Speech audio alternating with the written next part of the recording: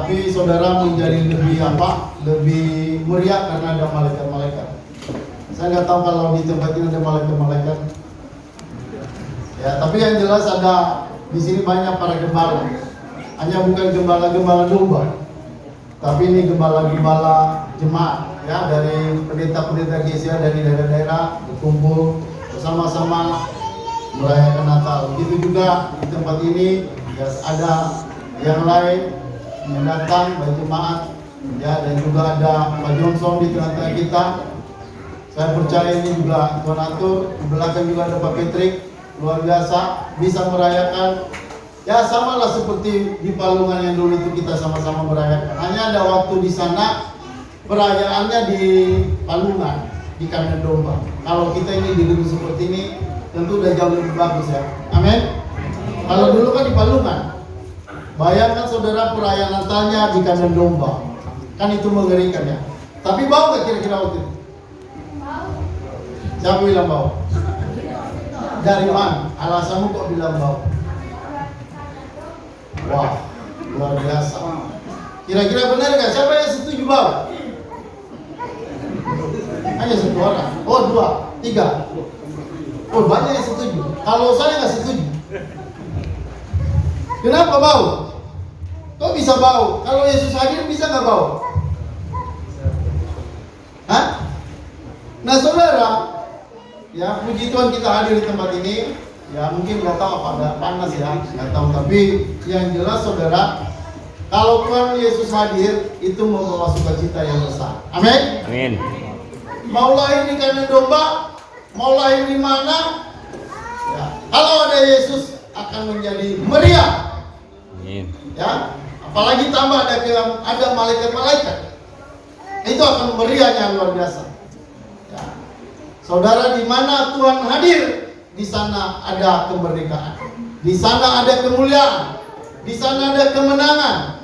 Mau di mana saja, mau di tempat yang kotor tadi, mau di tempat yang miskin, mau di tempat yang susah, mau yang di tempat mana saja. Bahkan kalau di gedung juga misalnya, mungkin di gedung mewah, kalau tidak ada Yesus di sana, nggak ada juga artinya kita merayakan Natal di gedung yang bagus. Jadi persoalannya intinya saudara, Yesus ada di sini. Halo, amin. Oke, puji Tuhan. Nah, saudara, berdasarkan tema kita akan baca firman Tuhan. Kita buka dalam Alkitab kita Filipi pasal 2.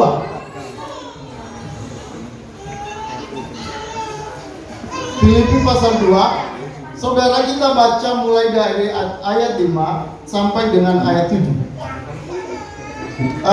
Sama-sama kita baca Filipi 2 ayat 5 sampai 7.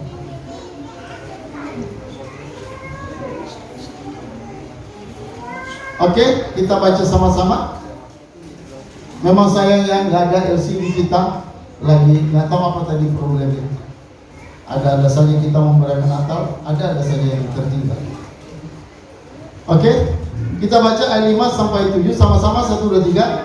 Hendaklah kamu dalam hidupmu bersama menaruh pikiran dan perasaan yang terdapat juga dalam Kristus Yesus, yang walaupun dalam rupa Allah tidak menganggap kesetaraan dengan Allah itu sebagai milik yang harus dipertahankan, melainkan telah mengosongkan dirinya dan mengambil rupa seorang hamba dan menjadi sama dengan manusia.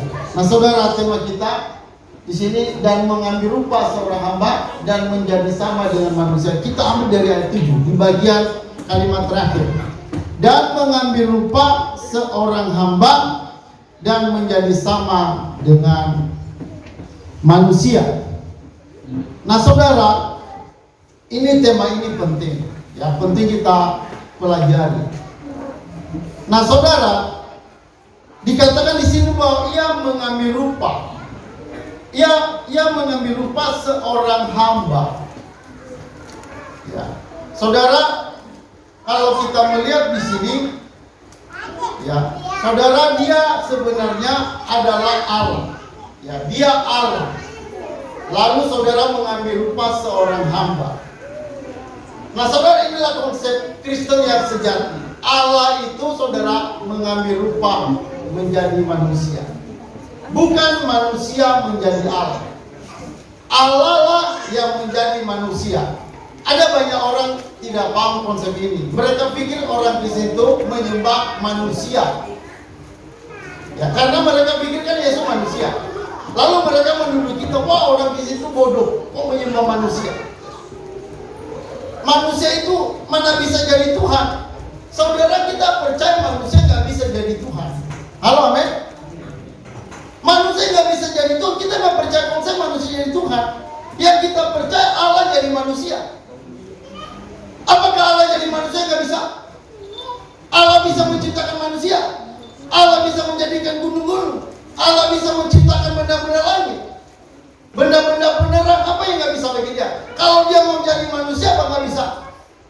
Saudara, bisa. Itu masuk akal. Itu logis. Tidak ada yang nggak logis dalam kekristenan. Saudara, kekristenan itu sangat logis. Allah jadi manusia, itu yang kita percaya. Bukan manusia jadi Allah. Nah, ini orang-orang Kristen jangan sampai saudara diganggu oleh ajaran-ajaran orang bilang manusia jadi Allah. Manusia tidak bisa jadi Allah, tapi Allah bisa jadi manusia. Ini yang kita pegang. Ya, inilah yang kita percaya. Kita habis-habisan untuk memegang kepercayaan ini. Ya, inilah yang tidak dimiliki oleh agama manapun di dunia. Nggak ada. Nggak ada di dalam kitab manapun yang punya konsep yang seperti ini. Allah jadi manusia. Saudara, inilah yang membuat kita berani menjadi orang percaya. Inilah makanya ada sebagian orang berani mati buat Tuhan. Karena keyakinan ini, inilah yang menjadi dasarnya. Ya, makanya tadi kata dia mengambil rupa apa? Rupa hamba dan menjadi sama dengan yang mengambil rupa seorang hamba dan menjadi sama dengan manusia. Jadi sama dengan manusia. Jadi saudara, tidak ada yang masalah di situ. Kalau Allah jadi manusia tidak ada masalah. Ya. Nah, saudara yang kekasih, tapi menjadi pertanyaan, kenapa harus jadi manusia? Nah, itulah menjadi pertanyaan, kenapa harus jadi manusia? Kenapa gak jadi bebek? Kenapa gak jadi ular? Kenapa gak jadi burung? Saudara, perhatian baik-baik, Yesus datang dalam dunia, konsepnya bukan menembus burung. Dia datang dalam dunia bukan menembus ular. Dia datang ke dalam dunia menembus manusia. Halo, amin? Makanya dia jadi manusia. Karena saudara, untuk menembus manusia, harus ada manusia yang bisa menembus. Kalau Allah tidak jadi manusia, Allah nggak bisa menembus manusia. Kenapa? Ya bagaimana dia menembus Allah? Bagaimana dia menembus manusia? Allah tidak bisa mewakili manusia. Manusia yang bisa mewakili manusia. Makanya saudara, Allah jadi manusia. Inilah yang menyebabkan dia harus jadi manusia. Ini saudara, inilah konsep dasar orang percaya. Di dalam konsep inilah, dalam pendirian inilah orang percaya itu berdiri di atas iman ini. Makanya kalau ada orang bilang Yesus bukan Allah, itu sangat mengerikan. Kenapa? Karena saudara, kalau dia bukan Allah, hanya manusia saja. Manusia nggak bisa kuasa untuk menebus manusia itu hanya dengan manusia saja. Dia nggak Allah, hanya manusia saja. Saudara, bagaimana bisa menebus jutaan orang? Paling banter kalau dia hanya manusia saja, sekalipun dia manusia suci, dia hanya bisa menebus satu orang. Itu matematikanya. Nggak mungkin dia bisa menebus banyak orang. Makanya saudara, dia harus Allah. Ketika dia jadi manusia, dia mati jadi manusia. Maka saudara, kematiannya sebagai manusia itu bukan hanya bisa menebus satu orang, tapi bisa menebus jutaan orang, bisa menebus miliaran orang. Kenapa? Karena dalam kemanusiaannya ada kodrat Allah. Sehingga kemanusiaannya itu menjadi tak terbatas. Karena ada kuasa kealahan, ada kodrat Allah di dalam kemanusiaan. Inilah alasan kenapa kita berani mempertaruhkan iman. Inilah keberani kenapa banyak orang meninggalkan kenikmatan, kekayaan, karena konsep ini. Ini konsep benar, nggak mungkin salah konsep ini. Jadi karena dia Allah, maka ketika dia mati sebagai manusia, kemanusiaannya itu saudara menjadi tak terbatas. Kematiannya itu menjadi memiliki kuasa yang tak terbatas, sehingga saudara bisa menembus banyak orang. Makanya dia harus menjadi manusia.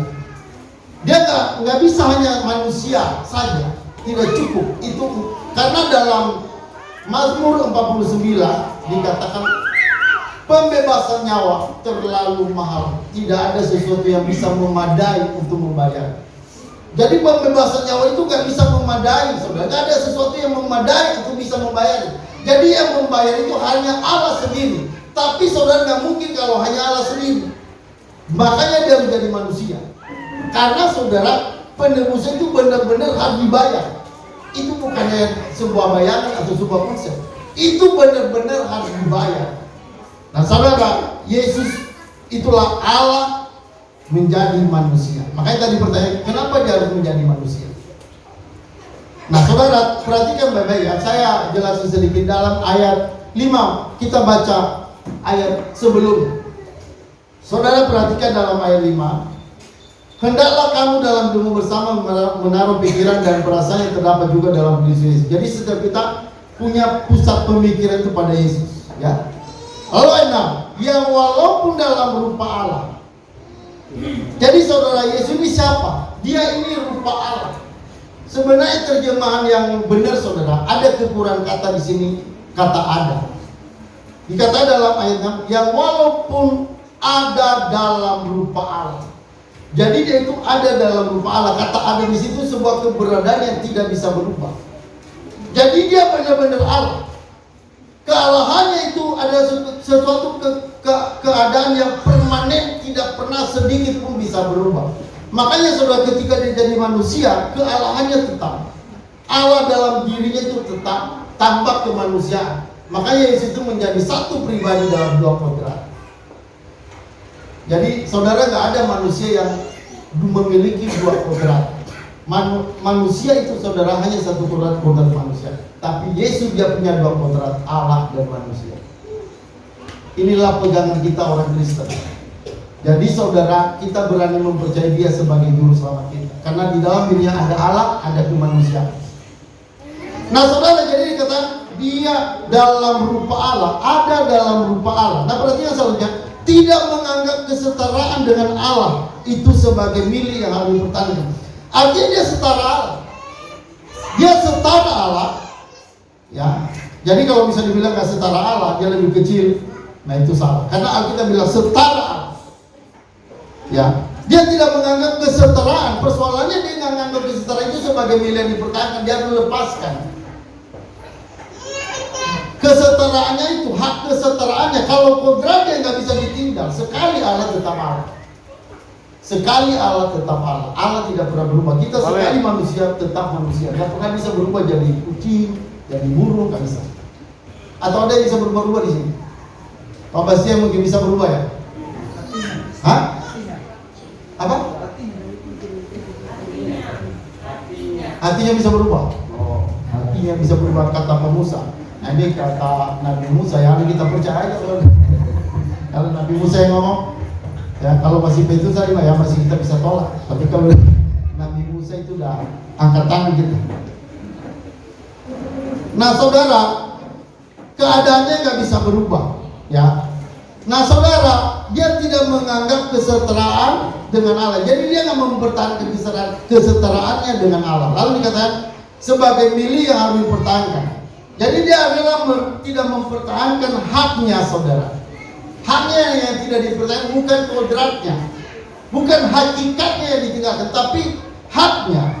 Dia sebenarnya di surga dia punya kemuliaan, tapi dia rela turun menjadi manusia. Artinya kemuliaan di surga dia lepas, bukan kodratnya yang dilepaskan.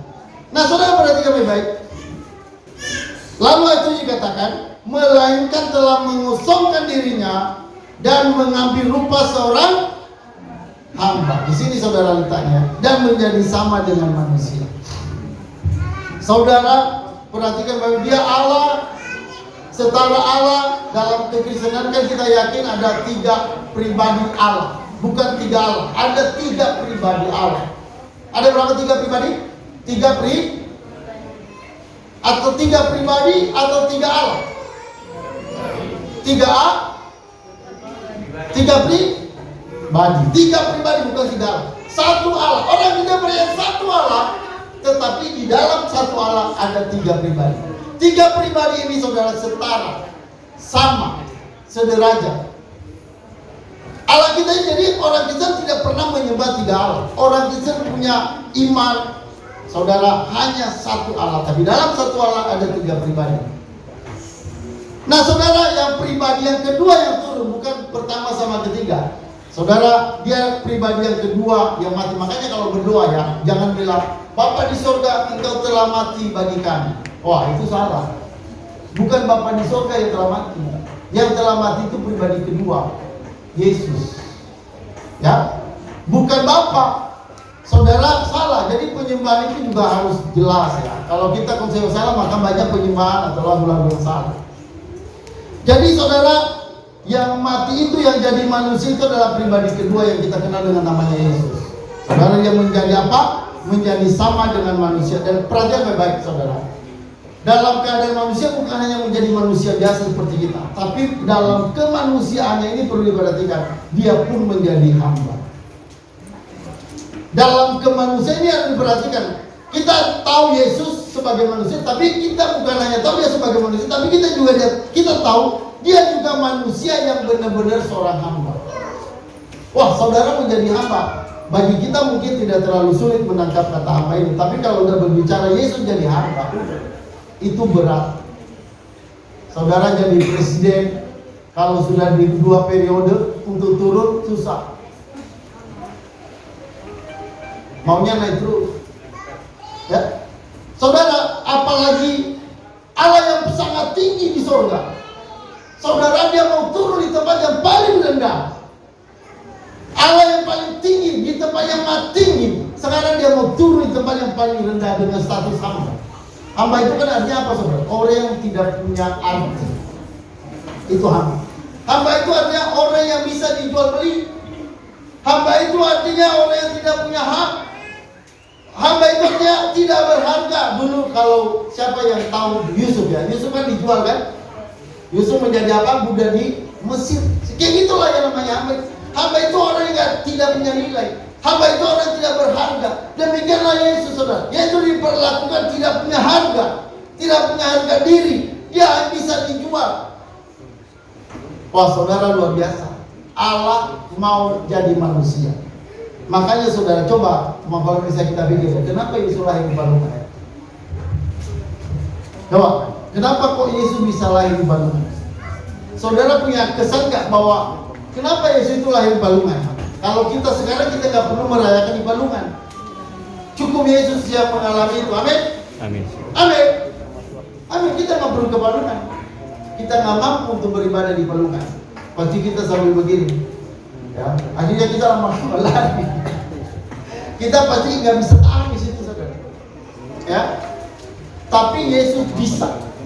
Saudara, kenapa di balungan? Itu menunjukkan bahwa dia tidak punya harga diri. Dia nggak ada harga diri di perlakuan orang. Bayangkan saudara, dia yang menciptakan dunia. Bahan-bahan untuk membangun rumah itu semua bahannya dari dia. Gedung-gedung yang dibangun, rumah sakit yang dibangun, itu semua bahan dari mana? Itu bahan dari Allah. Tapi ketika dia lahir ke dalam dunia, apa yang terjadi? Tidak ada penginapan untuk tempat dia lahir. Saudara, dia lahir di mana? Di tempat yang paling rendah. Di sana babi lahir, di sana anjing lahir. Tempat hewan, di situ dia dilahirkan. Saudara, itulah hamba. Dan dia itu melakukan itu semuanya. Dia mengalami itu semuanya. Saudara, ini sesuatu yang nggak bisa dibayangkan. Bagaimana Allah yang punya segala sesuatu, lalu bisa, saudara, dia lahir di tempat yang tidak punya harga.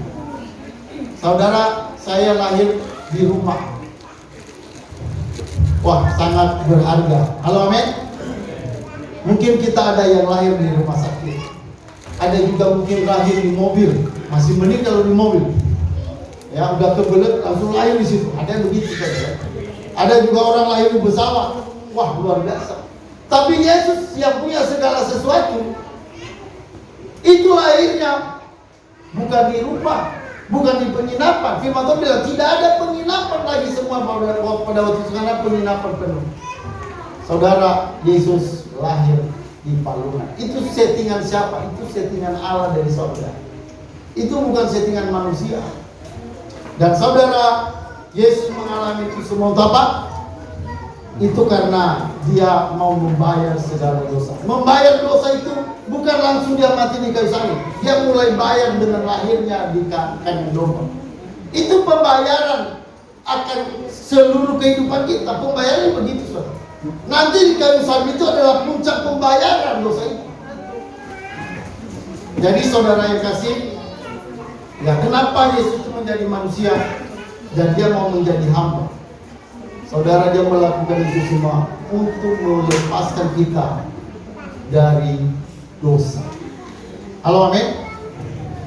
Saudara, untuk melepaskan kita dari dosa, dia bukan hanya mati di salib, tapi lahirnya pun itu adalah merupakan pembayaran. Dia bayar supaya saudara jangan lahir lagi di sana. Amin. Supaya saudara jangan lahir di sana, dia rela lahir di sana supaya saudara bisa lahir di rumah sakit. Amin. Iya. Tapi lebih dari itu, bukan supaya saudara lahir di rumah sakit, tapi supaya saudara dan saya diselamatkan. Itu lebih dari itu. Kalau lahir di rumah sakit nggak selamat, ya kosong juga. Amin. Nah, saudara, saya mau baca satu ayat sebagai dasar buat kita. Mari kita baca Yesaya 64. Yesaya 64. Ini ayat terakhir, saudara. Nggak ada lagi nanti ayat yang lebih terakhir lagi. Inilah ayat yang terakhir.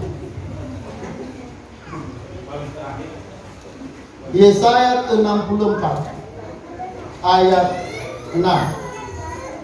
Saudara perhatikan keadaan kita, makanya ya nanti Yesus lahirnya di palungan. Karena keadaan kita yang parah. Keadaan saudara dan saya keadaan yang parah. Parahnya parah luar biasa. Saudara harus sadar, kalau orang selamat, dia harus sadar pertama dia orang yang sangat kotor, sangat parah keadaannya. Harus tahu itu dulu. Saudara, mari kita baca sama-sama Yesaya 64 ayat 6. 1, 2, 3. Demikianlah kita sekalian seperti orang najis, dan segala kesalahan kami seperti kain kotor. Kami sekalian menjadi layu seperti daun, dan kami lenyap oleh kejahatan kami, seperti daun dilenyapkan oleh angin. Saudara perhatikan, demikianlah kami. Kami itu ya kita. Demikianlah kita. Ya. Apa saudara? Sekalian seperti orang najis. Jadi kita ini semua najis. Ya. Inilah keadaan kita yang sebenarnya. Kita ini orang najis. Najis itu gimana? Saudara, kalau dalam penyelama orang najis itu disingkirkan. Itu biasanya orang sakit kusta. Sakit kusta itu disingkirin. Lalu saudara tidak boleh berada dalam lingkungan kota. Itu disingkirkan. Kalau ada orang lewat, tutup hidung. Itu namanya orang najis. Itulah keadaan kita. Saudara, keadaan kita harus disadari, keadaan kita itu najis. Baru saudara perhatikan selanjutnya, dan segala kesalahan kami seperti kain kotor. Saudara, kesalahan itu apa? Apa kesalahan? Apa? Kecemaran. Kesalahan, kecemaran. Lalu itu malah berlawanan. Kesalahan itu apa? Hah? Kesucian. Apa lagi? Kesalahan apa? Saleh. Jadi bong saleh. Perbuatan baik, Pak. Hah? Murni. Benar? Wah, sama dengan nama saya. Saleh. Saleh itu artinya baik, orang beribadah, orang baik. Hah? Orang beriman. Saleh bukan orang beriman. Saleh itu orang baik. Itu nama saya. Kebaikan. Kesalahan itu sama dengan kebaikan. Nah, saudara perhatikan baik. Dikatakan kebaikan kami cuma perhatikan, dan segala kesalahan kami seperti apa? Kain kotor. Saudara, kesalehan sama dengan kebaikan. Kebaikan kita itu kain kotor. Jadi saudara pikirkan ya, kita di hadapan Allah, semua kesalehan kita itu adalah kain kotor. Kain kotor itu apa? Keset. Apa kain kotor? Hah? Apa ibu itu? Kain kotor. Kain apa? Kurang kedengaran. Apa? Kain kotor ya kain kotor. Wah, benar-benar ini pendeta yang jauh ini. Kalau udah kain kotor ya udah nggak bisa ditaksir lagi. Harus dicuci. Saudara, kata kain kotor ini kalau terima aslinya bukan kain kotor, bukan keset, bukan kain pel. Saudara, ini kain kotor ini kalau sekarang bahasanya itu softtek. Itu kain kotor. Jadi kalau bahasa lamanya itu kain cemar wanita. Tahu ya? Masa nggak ada yang tahu? Ya, saudara, kesalehan kita itu kain kotor. Itu keadaan kita. Jadi, saudara, artinya gini, saudara. Kalau kesalehan kita aja, kebaikan kita itu dalam pandangan Allah adalah kain kotor, apalagi kejahatan. Kain kotor itu, bayangkan saudara, artinya sesuatu yang menjijikkan di hadapan Allah. Jadi makanya saudara, Alkitab berkata tidak ada orang baik. Makanya salah kalau kita merasa diri orang baik. Jadi saudara, kita ini keadaan kebaikan kita dalam pandangan Allah itu adalah kain kotor. Dalam pandangan manusia kebaikan itu ya baik, memang berharga. Tapi dalam mata Tuhan, orang baik itu menjijikkan. Tidak ada yang menyenangkan di mata Tuhan, di hati Tuhan. Makanya saudara, kalau kita pikir kenapa Yesus lahir di Palungan? Jadi saudara, karena alasannya kita manusia kotor. Kita manusia berdosa.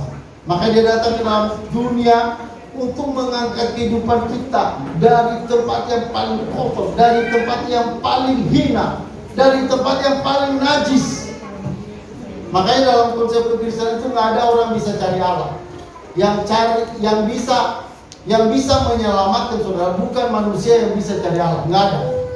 Jadi yang bisa menyelamatkan hanya karena Allah yang mencari kita. Jadi makanya dia datang ke dalam dunia, dia sampai ke tempat titik yang terendah, yang paling hina. Kenapa dia harus lahir di sana? Itu untuk mengambil kita dari kecemaran dosa. Itu untuk membawa kita ke dalam dosa. Dan itu nanti diselesaikan secara sempurna di atas kayu salib. Di atas kayu salib dia mati.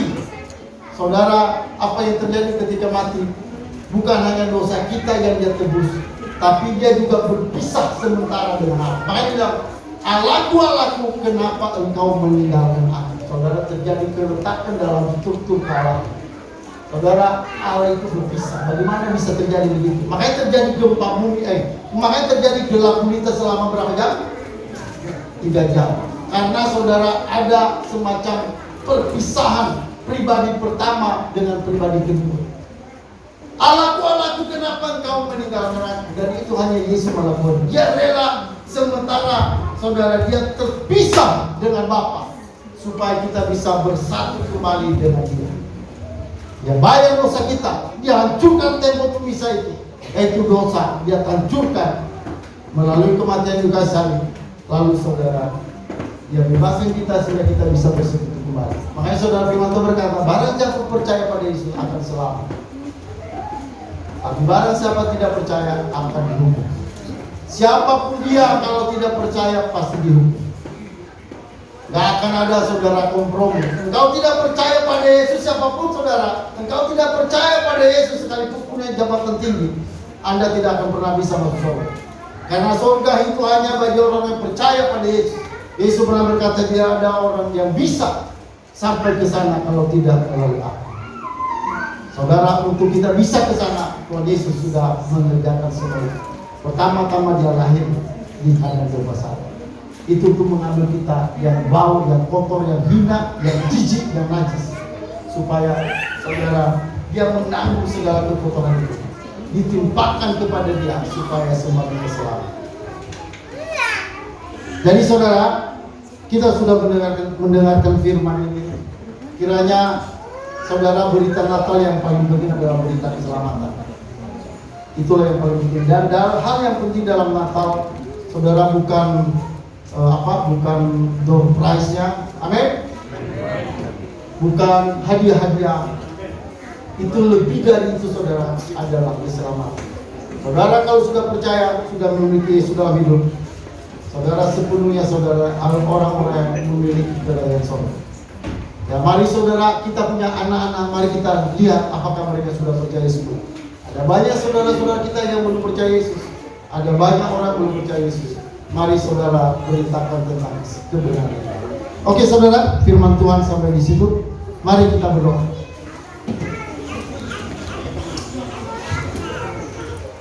Saudara-saudara kita berdiri. Mari kita akan sekalian tutup dalam doa saudara, dalam doa berkat.